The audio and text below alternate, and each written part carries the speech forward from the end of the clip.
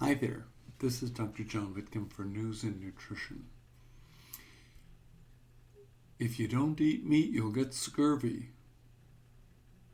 Well, at least that's what Steffanson and Anderson were told by the New York medical establishment. They were two anthropologists trained at Harvard who, back around 1920, took off for northern Canada and lived with the Innuit for 5 years. And for 5 years, they didn't eat one fruit or vegetable. They came back and reported their findings that they hadn't gotten sick. They were perfectly healthy. Everything was peachy when they were up there. And the New York establishment didn't believe them. And it led to a bit of a conflict. We had just discovered vitamin C, and we knew that vitamin C prevented scurvy, and folks who went on ocean voyages for just a couple of weeks got scurvy. They hadn't put all the details together then, but we didn't realize that only eating hardtack, otherwise flour, requires a huge amount of vitamin C to digest. And that's where scurvy comes from, by needing the carbohydrates. And meat actually turns out to have a small amount of vitamin C, enough to satisfy all your needs. You don't need vitamin C if you're getting meat. Now, if you go to the FDA's website or look at nutritional websites and ask how much vitamin C is in meat, they say there isn't any. That's just not true. We now know that there are some 10, 30 milligrams of vitamin C if you're eating meat, only meat. Well, Steffanson and Anderson got so angry about nobody believing them that they agreed to sleep at Bellevue Hospital for a year, and every morning would pee in a cup to prove they still had ketones. And then they'd go walk the streets of New York and do whatever they did.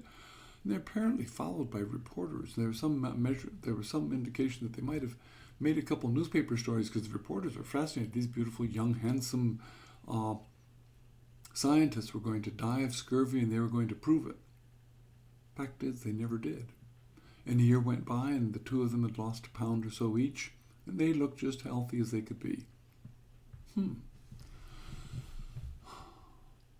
That was still being so controversial that during World War II, conscientious objectors were subjected to a diet of 10, 30, 70 milligrams of vitamin C to see what it took to keep them from getting scurvy, and it only took 30 milligrams. But they were eating carbs. All right. You don't need vitamin C if you're just eating animal. In fact, you don't need any vitamins at all. And Paul Saladino, in his marvelous book, The Carnivore Code, argues that you don't need any vitamins. But in fact, if you look at indigenous people who go hunter-gatherers, the first thing they always eat are the organs, the pancreas, the liver, the kidneys, the brains, because that's where all the valuable vitamins and fats are. The meat you leave for the dogs, that's what the Innuit did. The Innuit would slaughter caribou and save the meat in the permafrost for their dogs. They feasted on the fat. And boy, if they got a whale or a walrus, the blubber, which is almost 55-60% omega-3 fatty acids, was their favorite food of all. Just plain blubber, which is fish oil, just eating fresh fish oil, probably frozen.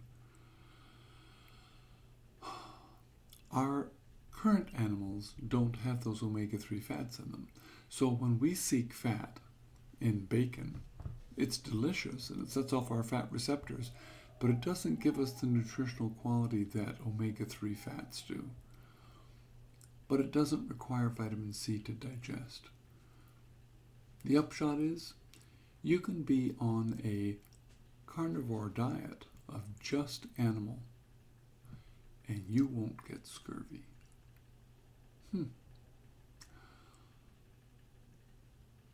What will work for me?